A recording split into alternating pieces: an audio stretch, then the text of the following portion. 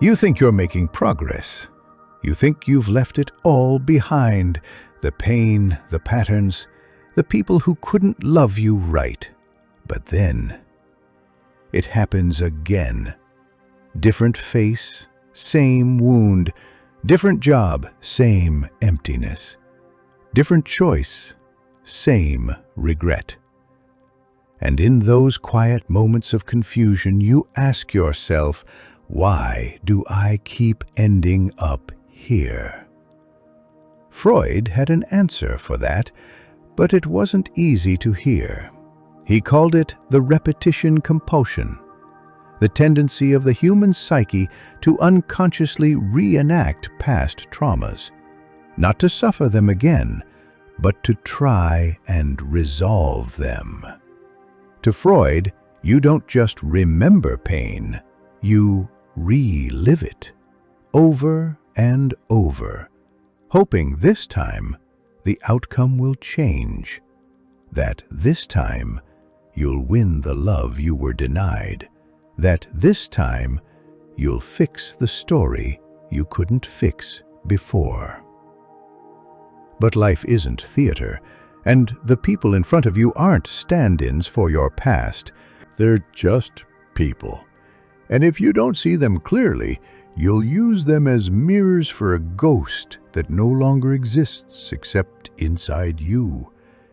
You think you're choosing freely, but Freud would argue you're being chosen by your unconscious. Every unresolved memory becomes a magnet. Every unspoken belief becomes a filter. Every emotion you didn't allow yourself to feel becomes a script you unknowingly follow. That's why you keep finding yourself in the same emotional loops. Why no matter how much you learn, you still feel stuck. Why insight alone doesn't change your life. Because awareness without integration still leaves you dancing with your past. You've tried to move forward. New people, new goals, new environments, and yet somehow the same wounds follow. But Freud would say, they're not following you, they're within you.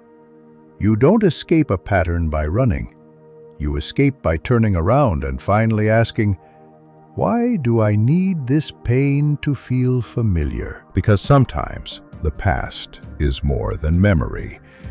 It becomes identity. You've wrapped your sense of self around surviving what hurt you. So even when the danger is gone, you still seek its echo. Not because you want to suffer, but because suffering became your proof of existence. Freud would call this a fixation, a point in your emotional development where your psyche got stuck, where growth paused because safety demanded it. And you've been orbiting that stuck point ever since. Each time you self-sabotage, each time you chase unloving people, each time you hold your voice when it's begging to speak, you're circling the wound, trying to outgrow it without facing it. But you can't outgrow what you haven't owned. You must go back. Not to dwell, not to blame, but to retrieve the self you left behind. The child who first learned that love came with conditions. The teenager who first realized being authentic was dangerous. The adult who first betrayed their truth for approval. They're all still inside you, waiting to be heard. Not analyzed, not diagnosed. Heard. Freud's therapy wasn't a quick fix. It was excavation. Digging through defenses, uncovering associations, tracing symptoms back to their source. And one of his greatest teachings was this: you repeat what you don't remember. Not just intellectually, but emotionally. You might know your parent was cold. You might know you were neglected. But until you feel it, grieve it, name its effects, your body still behaves as if you're trying to win their love. You do it in your career, you do it in your friendships. You do it every time you overfunction, just to feel valuable. And Freud would gently ask, is this your life or a reenactment? Because a real life doesn't revolve around healing old pain.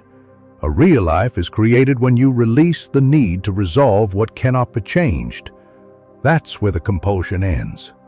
Not in fixing the past, but in letting it be past. You weren't lazy. You weren't broken. You were shaped, and now you can reshape. The first step is to stop spiritualizing your suffering. Not every struggle is a lesson. Not every failure is a test. Sometimes it's just an outdated response, trying to protect you from a danger that's no longer there. And sometimes it's okay to say, I don't want to survive anymore. I want to live. Living requires you to act differently. Not impulsively, but deliberately, with full awareness of what you used to choose, and the power to choose something else now. That's what breaks the pattern. Not perfection, not force, but choice. You choose to speak when silence feels safer. You choose to rest when overwork screams at you to keep going. You choose to stay when your instincts say run, or to leave when your fears say stay. And every time you choose against the old script, you reclaim yourself.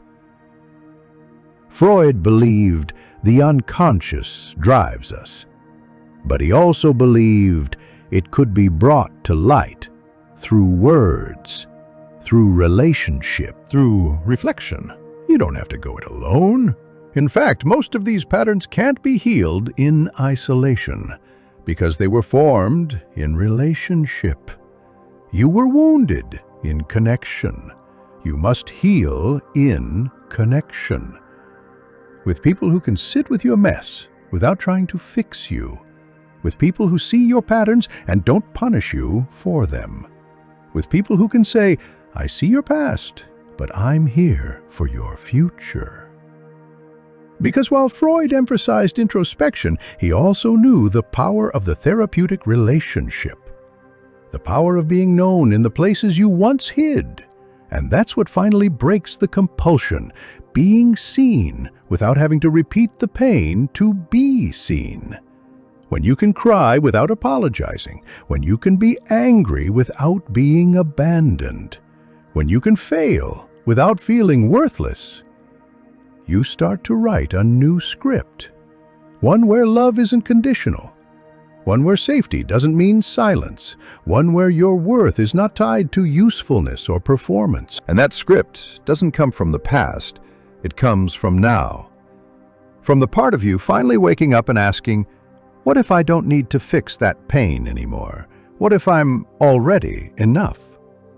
It's a radical question, one your past would have never allowed, but your future depends on it. This is Freud's truth. What you don't make conscious will make decisions for you. Who you don't forgive will shape how you love. What you don't grieve will repeat. But you are not powerless. You are the pattern breaker, the one who chooses reflection over reaction, truth over denial, healing over reenactment. So the next time you feel drawn to the same kind of pain, pause. Breathe. Ask, who am I trying to save this time? What am I trying to prove? And what happens if I just let go? Because the repetition doesn't stop with realization. It stops with release. You don't need to win that old battle. You don't need to rewrite that old ending. You just need to stop acting in the same story. Choose a new one, where you are no longer the wounded child seeking permission, but the adult, awake, aware, and finally free.